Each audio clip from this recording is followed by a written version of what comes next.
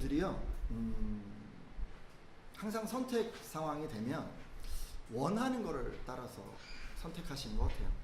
그러니까 먹고 싶은 거 먹고, 하고 싶은 거 하고, 가고 싶은 곳 가고, 만나고 싶은 사람 만나고, 말하고 싶은 것도 말하고, 듣고 싶은 것만 들으면서 그렇게 살아가시는 것 같습니다. 이분들의 선택 기준은 아무래도 그 순간에 내 마음에 이끌리는 것이 아닌가 이렇게 생각하는데요. 아마 이런 삶의 방식은 최근에 내 인생은 단 한 번뿐이니까 자신의 행복을 가장 소중하게 생각해서 소비하며 살아라 라는 어떤 욜로 트렌드와 맞물려서 더 증폭되는 듯 합니다. 이 욜로족들에게, 이분들에게 중요한 것은 나 자신을 위해서 현재를 즐긴다라는 것입니다. 이런 생각 가진 분들은요, 최근 그 건강한 음식에 대한 관심이 높아졌음에도 불구하고 자기 입에 맞는 음식을 선택합니다. 다소 자극적이더라도 그냥 딱 그 순간에 먹고 싶은 음식을 먹는 것이죠. 또 이런 생각을 가진 분들은 미래를 준비해야 한다는 것을 잘 알고 있으면서도 바로 지금 이 순간 자기가 입고 싶은 옷을 사고, 타고 싶은 차를 사고, 가고 싶은 여행을 떠나는 그런 분들입니다. 이런 분들이 매 순간 원하는 것을 선택하며 살아가는 것은 그것이 현재 자신에게 행복감을 맛보게 해주기 때문입니다. 여러분, 그렇죠? 그렇지 않나요? 마음에 원하는 것을 선택하며 살아가면요, 행복감을 느낄 수 있어요. 그 순간에 줄 수 있는 가장 큰 행복감을 선택하는 거예요. 근데 그런 선택들, 가장 그 순간에 만족할 수 있는 감각적인 만족감을 주기 때문에 우리는 그런 선택을 하는 것 같습니다. 하지만 하나님께서는 우리가 그렇게 살아가는 것을 기뻐하지 않으십니다. 에베소서 2장 3절에 의하면 저와 여러분도 사실 이분들과 별로 다를 바가 없다고 이야기하십니다. 우리들도 구원받기 전에는 육체의 갈망을 따라서 살아갔고 몸과 마음의 소원을 선택하며 살아갔었다고 말씀하십니다. 저와 여러분도 사실 구원받기 전에, 말씀을 알기 전에는요, 다 똑같이 그분들처럼 그렇게 살아가고 있었던 거예요. 자, 그러면 여러분, 예수님을 믿은 우리들은 그 이후에 어떻게 살아가야 할까요? 다른 분들이 그렇게 하시는 것처럼 이렇게 자기 자신이 원하는 것을 따라서 현재 바로 그 순간에 기쁨을 주는 것을 추구하면서 그렇게 즐기며 살아가면 되는 것일까요? 감각적인 기쁨이 내가 누릴 수 있는 가장 큰 기쁨인 양, 행복인 양 이렇게 생각하면서 매 순간 마음이 이끄는 대로 살아가면 우리가 진정 행복해질 수 있을까요? 여러분, 무엇보다 하나님께서 우리가 그런 선택을 하는 것을 원하실까요? 오늘은요, 바울이 한 선택을 통해서 이런 질문들에 대한 답을 좀 얻어보려고 합니다. 성도 여러분, 바울도요, 여느 사람들처럼 마음에 원하는 것이 있었어요. 그분도 뭐 항상 마음의 소원이 없었던 건 아닌 것 같아요. 오늘 소개해드릴 바울, 그분은 지금 감옥에 갇혀 있습니다. 여러분, 감옥에 갇혀 있다면 뭘 가장 원할까요? 석방, 그죠? 자유죠. 그래서 나가서 이제 뭔가 자기 하고 싶은 걸 하는 거, 뭐 그런 거 원하지 않을까요? 이렇게 갇혀있는 상황에서 바울이 원했던 것이 무엇인지 한번 잠깐 보도록 하겠습니다. 빌립보서 1장 22절 말씀인데요. 1장 22절 말씀 한 절 보도록 하겠습니다. 여러분 읽어주시겠어요? 그러나 만일, 시작. 그러나 만일 육신으로 사는 이것이 내일의 열매일진데 무엇을 선택할지. 아멘. 지금 22절을 읽었지만 여러분 20절, 21절 앞선 부분을 보면 여러분 잘 알고 계시는 유명한 그런 구절이 있습니다.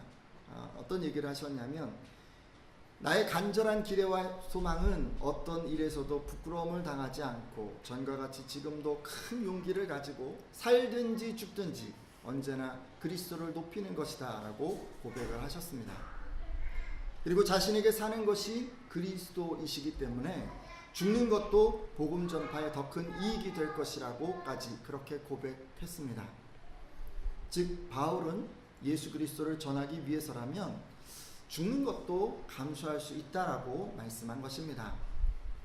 근데 지금 이어지는 말씀 22절 읽으신 말씀 보면 갑자기 뜬금없이 이런 얘기를 합니다.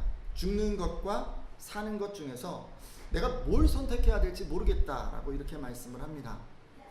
그러니까 이런 거 어때요? 바울이 이제 기도하는 가운데 죽는 것과 사는 것 그 사이에서 지금 내가 어떻게 기도를 할까? 하나님 저를 살려주세요라고 기도를 해야 될까? 아니면 내가 죽어도 됩니다. 하나님 뭐 죽음의 길이라도 제가 가겠습니다. 뭐 이런 식으로 기도를 해야 할까? 뭐 이런 거를 지금 가지고 마음에 망설임이 있는 것 같습니다. 왜 바울은요? 한편으로는 그리스도를 위해 죽는 것이 유익하다라고 하면서 또 다른 한편으로는 사는 것에 대해서 갈등하고 있을까요? 계속해서 빌립보서 1장 23절과 24절 말씀 보도록 할 텐데요. 내가 그 둘 사이에 끼었으니 여기도 한번 읽어주시겠어요? 내가 그 둘 시작. 내가 그 둘 사이에 끼었으니 차라리 세상을 떠나서 그리스도와 함께 있는 것이 훨씬 좋은 일이라. 그렇게 하고 싶으나 내가 육신으로 있는 것이 너희를 위하여 더 유익하리라. 아멘. 자, 그러면서요 바울은 자기가 세상을 떠나서 그러니까 죽음을 지나서 이제 천국에 가게 되는데 예수 그리스도와 함께 있는 것이 더 좋은 것이고 그렇게 하고 싶다라고 그렇게 말씀했습니다. 그러니까 바울이 원하는 건 뭘까요? 죽음이에요. 죽는 것이 더 나은 것이고 그래서 사는 것보다 죽는 것을 바란다고 이야기를 했어요. 여러분 이게 느낌이 오십니까?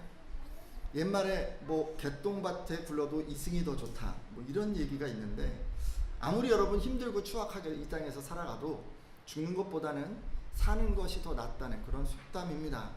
근데 아니 어떻게 이렇게 죽는 것이 더 낫다라고 이렇게 얘기할 수 있을까요? 아까 기도 때도 잠깐 말씀해 주셨는데 지난 봄에 고 김필래 성도님의 장례식이 있었습니다. 유족들은 이제 이별로 인해서 슬픔에 잠겨 있으셨지만 저는요 이 고 김필래 성도님이 천국에 들어가셨기 때문에 너무 기쁘기도 했고 또 깊이 하나님 앞에 감사를 드렸습니다. 여러분 왜냐면요 이 고인이 가신 천국은 눈물이 없고 병마가 없고 고통이 없고 아픔이 없고 죽음이 없고 오직 기쁨과 평안이 넘치는 그런 곳이기 때문에 제가 그렇게 하나님께 감사를 드렸던 것입니다. 특별히 그곳에는요 여러분 사랑이 넘치는 그 예수 그리스도께서 계십니다. 여러분 우리가 평생을 살아가며 아픈 마음이 있을 수도 있고 외로운 마음이 있을 수도 있고 상처받은 마음, 억눌린 마음이 있을 수도 있는데 여러분 예수님께서는 그 마음을 다 싸매시고 고쳐주실 뿐 아니라 이 고인들의 메마른 마음을 그분의 풍성한 사랑으로 채워주십니다. 여러분 그분이요 넘치게 사랑해 주시기 때문에 이 땅에서 맛보지 못한 그 참된 만족을요 그곳에서 우리가 누릴 수 있는 거예요. 이런 관점으로 볼 때 여러분 고인의 죽음은 인생 고통의 끝입니다. 믿으십니까? 그리고 천국 행복의 시작인 거예요.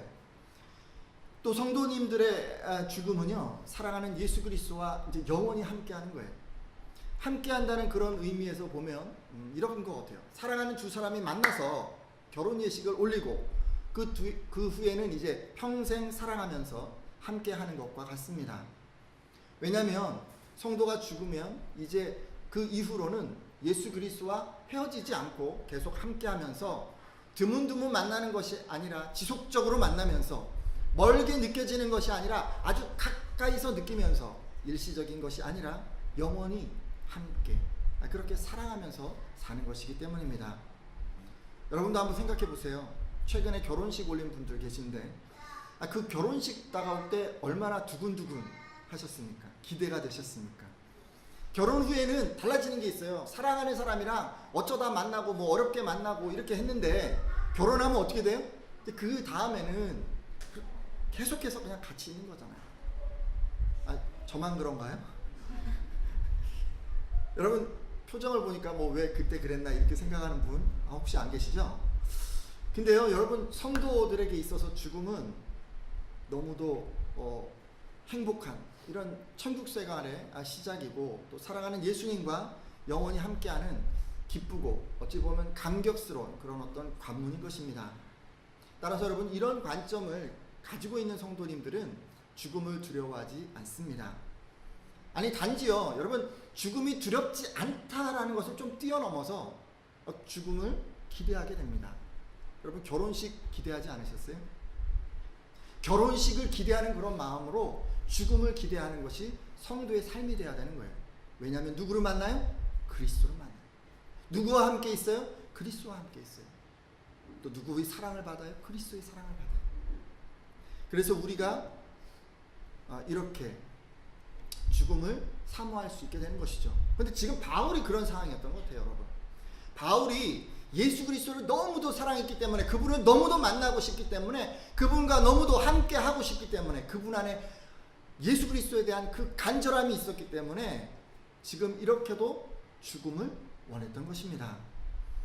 하지만 여러분, 이렇게 죽어서 예수 그리스도를 만나고 싶다고 하면서도 바울은 자기가 죽지 않고 살아있는 것이 빌립보 성도들을 위해서 더 유익할 것이다 라고 말씀하고 있습니다. 뒤에 잠깐 볼까요? 내가 육신으로 있는 것이 너희를 위하여, 여긴 빌립보 성도들을 위해서 더 유익하리라 라고 그렇게 말씀하고 있습니다. 여러분, 유익하다라고 이제 얘기를 하니까 뭐 이익이 된다 이렇게 이제 기본적으로는 의미가 있지만요, 이 원어적으로 보면은 필요하다는 그런 의미도 있어요. 그러니까 어떤 것 때문에 지금 살아있으려고 하는 거예요? 빌립보 성도들의 필요를 바라보고 그 필요를 채워줘야 된다는 그런 마음 때문에 자기가 살아있어야 된다고 지금 이야기하고 있는 거예요. 실제로 이어지는 25절 말씀을 보면 바울은 이후로 풀려나서 빌립보 교회 성도들과 함께 머물면서 그들의 믿음을 키우는 가운데 기쁨을 누리게 할 수 있으리라고 확신했습니다. 살아있어야 이 빌립보 교회 성도들의 필요를 채울 수 있다라고 생각한 것입니다. 이로 보아서요, 우리는 이제 알 수 있는 게 있어요. 바울은 정말 마음에 원했던 것은 죽어서 예수 그리스도와 함께하는 것이었지만, 그 죽지 않고 살아서 빌립보 교회를 섬기는 것이 이 성도들을 위해서 꼭 필요한 것이기 때문에 이것을 선택하고 그 일이 이루어지기를 하나님께 기도하겠다는 그런 말씀을 하고 있는 것입니다. 여기서 우리는요, 바울의 분명한 선택의 기준을 알 수가 있어요. 마음에 원하는 것을 선택하는 것이 아니고 뭐예요? 다른 성도들에게 유익한 것을 선택하는 거예요. 우리는 보통 유익한 것 하면 자기에게 유익한 것을 선택하는 것으로 그냥 생각할 수가 있는데, 본문을 잘 보면 다른 성도, 빌립보 성도들에게 유익한 것 위해서 바울이 지금 그것을 선택하고 있어요. 저는요, 여러분들도 바울처럼 이렇게 선택하는 분들이 되셨으면 좋겠어요. 마음에 원하는 것을 선택하며 그냥 순간순간 살아가는 것이 아니라 다른 성도들에게 유익한 것이 무엇인지를 생각하면서 그것을 선택하는 분들이 되셨으면 좋겠습니다. 하지만 우리 주변 사람들은 그렇지 않죠. 다른 사람들에게 유익한 것을 선택하며 사는 분들 사실 주변에 흔치 않으리라 생각합니다. 아마 대부분 사람들은 자기가 원하는 것을 선택하면서 살아가시겠죠. 그분들의 눈과 관심은 오직 어떻게 하면 자기를 행복하게 해줄 수 있는가, 만들 수 있는가에 맞춰져 있기 때문입니다. 그러기에 그분들은 앞서 말씀드린 그 욜로들처럼 자기를 위해서 선택하고 현재를 위해서 선택하고 즐기는 것을 위해서 선택하면서 그렇게 살아가실 수 있습니다. 하지만 여러분들은 다른 성도들을 위해서, 그리고 여러분 주변의 이웃들을 위해서 선택하시고 영원한 미래를 위해서 선택하시고 섬기기 위해서 선택하는 분들이 되어 주십시오. 그것이 신앙인들이 가져야 할 바른 선택의 기준이기 때문입니다. 이제 여러분, 우리가 이 신앙의 기준 어떤 것인지 알았기 때문에 제가 이것을 좀 실천하기 위해서 남은 시간에는 어떻게 하면 좋을까 두 가지를 좀 부탁드리려고 합니다.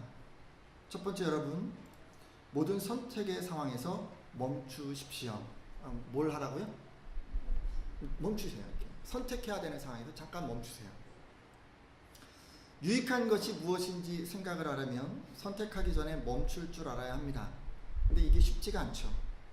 여러분, 눈앞에 살포시 쌓인 쿠킹 호일을 딱 연과 동시에 김이 모락모락 나면서 튀김옷에 윤기가 자르르 흐르고 향긋한 치킨 냄새 포근하게 주변을 감싸게 될 때, 여러분 그 양념 반 프라이드 반, 일명 무슨 치킨이죠? 반반 치킨이죠. 이게 딱 눈앞에 있는데 여러분 그런 치킨을 딱 앞에 두고 이것을 먹는 게 내게 유익한 것인가? 이렇게 늦은 시간에 이런 치킨 먹는 것보다는 냉장고에 있는 요플레 하나 딱 꺼내 먹고 자는 게 나을 텐데, 뭐 이런 식의 생각이 여러분 드시나요? 이런 생각 언제 하죠? 보통은 치킨을 다 먹고 하시죠. 좀 빠른 분들은 치킨을 한 3-4조각 정도 먹고 생각하실 수도 있습니다. 혹시 여러분 중에요, 그런 상황에서 한 입도 먹기 전에 이런 생각을 딱 하시는 분들 계십니까? 있으시죠? 네, 있으신데 손을 안 드시는 거죠. 네, 이렇게 하시는 분들 정말 대단한 분들이에요. 아마도 여러분들 대부분은 치킨 이런 거 딱 보면요, 생각할 틈도 없이 어느샌가 치킨을 들고 한 입 물고 있는 자신을 발견하실 겁니다. 근데 이것만 그런 게 아니죠. 뭐 홈쇼핑 보다 보면 어느새 1,000원이 추가되는 ARS 주문에 전화를 걸고 있는 자신을 발견하게 되고, 시작하는 것만 좀 보고 들어가야지 하고 했던 그 축구 경기는 어느새 후반전 휘슬이 울리고 있고, 처음에는 치마 하나 사러 쇼핑몰에 들렀는데 지나가다 우연히 본 블라우스 집에서 결제를 하고 있고, 여러분 그게 우리들의 모습 아닙니까? 이렇듯 대부분의 사람들은 무엇이 유익한지 이렇게 선택의 상황에서 잘 생각하지 못합니다. 그냥 마음에 이끌린 대로 그냥 가는 것 같아요. 그러다 보니까 자기 입을 즐겁게 하고 마음을 기쁘게 하고 기분을 들뜨게 하는 감각적인 선택을 하게 됩니다. 그리고 여러분 이렇게요, 자꾸 이렇게 살아가잖아요. 그러면 이게 또 습관이 돼요. 그래서 몸에 배어버리게 되는 거예요. 이게 습관이 된 분들은 사실상 이 감각적으로 선택하는 것을 멈출 수가 없습니다. 왜냐면 이런 거예요. 보는 것과 집는 것, 먹는 것, 사는 것, 주머니에 넣는 것, 이 모든 게 그냥 하나예요. 생각이 없어요, 중간에. 그러니까 보면 사고 싶고 사고 넣고 여기까지가 그냥 한 개로 그냥 딱 통일이 돼버리는 거예요. 습관이 되면 이 중간에 생각이 없어져요. 하지만 여러분, 우리가요 멈춰서지 않으면요 절대 유익한 선택을 할 수가 없어요. 힘드시더라도 어려우시더라도 여러분이 선택해야 하는 그 자리에서, 예를 들면 쇼핑이나 외식을 하거나 여행을 하거나 만남을 갖거나 선물을 사거나 뭐 어떤 상황에서든지 여러분 잠깐 멈추셔야 돼요. 오늘 함께한 예배자들은요, 마음에 원하는 것 그냥 선택하며 살아가기보다는 자신에게 더 어떻게 보면 다른 사람에게 유익한 것을 선택하기 위해서 반드시 멈춰서실 수 있는 그런 분들이 되시기를 부탁드립니다. 둘째요, 멈춰섰다면 유익한 것을 이제 우리가 선택을 해야 하는 거예요. 일단 여러분이 멈춰서기만 했다면요, 여러분의 삶의 변화가 일어나기 시작한 것입니다. 이제 유익한 것이 무엇인지 분별하시면 돼요. 그리고 그것을 선택하면 됩니다. 일단요, 이제 이것부터 좀 시작해 보세요. 내게 유익한 것이 무엇인지 좀 그것을 좀 생각해 보세요. 아까 이제 제가 치킨 얘기를 했으니까 좀 더 말씀을 드리죠. 내 입맛은 뭘 원해요? 방금 튀겨진 고소한 그 치킨, 피자 뭐 이런 거 원하잖아요. 그런데 그 순간에 이것이 내게 유익할까를 한 번 정도 생각해 보세요. 여러분 좀 놀고 싶은 순간 있잖아요. 그런데 잠깐 멈추고 내가 좀 게임을 하고 친구들과 어울리고 1시간, 2시간 그렇게 시간을 보내고 싶지만 그것이 내게 유익한 것인가 한 번 정도 더 생각해 보세요. 이렇게 여러분이 뭔가 하고 싶은 것이 있을 때 그것이 제일 유익한 것인지 내게 유익한 것인지 한 번 정도 돌아보는 그런 여러분이 되셨으면 좋겠습니다. 또 이제 자기에게만 돌아보는 게 아니라 다른 사람, 특별히 주변의 이웃들이나 다른 성도들에게 유익한 것도 생각해 보십시오. 여러분 때로 이것이요, 자기 자신에게 유익한 것을 생각하는 것보다 더 어려울 수 있습니다. 집에 있는 순간 잠시 멈추고 여러분의 마음은 아무것도 하기 싫겠지만 다른 사람들을 위해서 내가 어떤 것을 할 수 있을까를 한번 생각해 보십시오. 남편은 아내를 위해서, 아내는 남편을 위해서 내가 지금 이 순간 무엇을 할 수 있을까? 교회에 있는 동안은 여러분 멈추시고 피곤한 여러분의 마음 사실 아무것도 신경 쓰지 않고 그냥 쉬고 싶으시잖아요. 교회 오면 그냥 커피 한 잔 마시고 그냥 인사하고 이러고 싶으시잖아요. 근데 여러분 교회 오셔서도 마음은 그렇게 쉬고 싶고 마음은 그냥 주저앉고 싶지만 여러분 주변의 성도들의 얘기를 좀 들어주고 어린아이들의 필요를 좀 채워주고 교회가 좀 어렵고 힘든 건 없는지 좀 돌아보는 그런 여러분들이 되셨으면 좋겠습니다. 여러분 이렇게 유익한 것을 생각하셨다면 용기를 내셔서 그것을 행동으로 이렇게 옮겨 주십시오. 끝으로 이제 한 가지만 더 말씀드리려는데 이게 이제 좀 어렵잖아요, 그렇죠? 어려우면 혼자 하지 마시고 도움을 좀 받으세요. 멈추고 유익한 것 선택한 것 절대 쉽지 않습니다. 우리가 이미 습관이 돼 있어서 이게요 깨지질 않아요. 왜냐하면 우리 연약한 존재이기 때문에 유익한 게 뭔지 알면서도요 우리는 이것을 선택하는 거 실천하는 거 정말 쉽지 않기 때문입니다. 맛있는 치킨 피자 있는데 어떻게 포크와 그걸 놓을 수가 있어요. 전 너무 힘들더라고요. 국가 대표의 A매치 축구 경기 지금 막 하고 있는데 어떻게 아내가 좋아하는 드라마 볼 수가 있겠어요. 또 쉽지가 않아요. 저도 이겨. 우리가요 새로 산 옷 입고 있을 때 자랑하고 싶잖아요. 근데 어떻게 그것을 억누르고 다른 사람들의 필요를 보고 다른 사람들의 화제에 귀를 기울여 줄 수가 있어요. 정말 쉽지가 않아요. 자기 의지만으로 그냥 유익한 것을 선택할 수 있는 사람은 아마 소수에 불과할 것입니다. 아마 대부분의 성도님들은 이런 상황 딱 되면 그냥 이번 한 번만 내가 원하는 거 선택하지 뭐 다음부터 잘하면 되지 않겠어 라고 이렇게 생각하기 쉽습니다. 근데요 그렇기 때문에 도움을 받는 게 좀 필요해요. 첫 번째 일단 여러분 가장 확실한 도우미로 우리가 하나님의 도움을 받아야 돼요. 믿으십니까? 성령 하나님의 도움을 받아야 돼요. 성령 하나님께서 우리에게 이것을 실천할 수 있는 그 마음과 지혜와 용기를 허락하여 주셔야 돼요. 선택의 순간에 매번 유익한 것을 선택할 수 있도록 특별히 여러분 우리 안에 절제의 힘을 허락해달라고 우리는 기도해야 합니다. 여러분이 처한 선택의 상황에서 하나님 제가 원하는 것이 아니라 유익한 것을 선택할 수 있도록 도와주십시오라고 이렇게 우리가 기도해야 하는 거예요. 성령 하나님은요 지혜를 주시는 분이에요. 성령 하나님은요 절제의 능력을 주시는 분이에요. 믿으십니까? 여러분 혼자 힘으로 할 수 없다면 성령 하나님께 능력을 부어달라고 기도하십시오. 성령 하나님께서 여러분을 멈추고 생각하고 또 유익한 것 선택할 수 있도록 그렇게 도와주실 것입니다.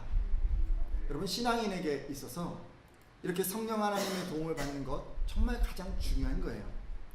이렇게 여러분 기도함으로 시작을 했다면 두 번째 여러분 누구 도움을 받으면 좋으냐면 가장 가까이 있는 사람들 도움을 받으세요. 누가 가까이 있습니까? 가족들이죠. 남편 옆에 누가 있어요? 친구가 있어요? 아니 아내가 있잖아요. 아내 옆에 누가 있어요? 자녀가 있어요? 아니요 남편이 있어요. 두 사람이 부부라면 그 두 사람이 서로 도와주셔야 돼요. 부모님의 도움을 받거나 동생, 언니, 오빠 뭐 이런 분들 도움 받으셔도 좋아요. 친구들 중에는 매일 보는 룸메이트 도움을 받으시고 친구 가운데서도 가장 자주 만나는 친구의 도움을 좀 받아보세요. 늘 가까이 있는 이런 분들의 도움은 여러분들이 유익한 것을 선택하게 하는데 큰 보탬이 될 것입니다. 근데 주의할 게 하나 있어요. 뭐냐면요 멈추라고 그러잖아요. 그 사람이 유익한 거 선택하라고 얘기해 주잖아요. 근데 우리가 화를 내면 안 돼요.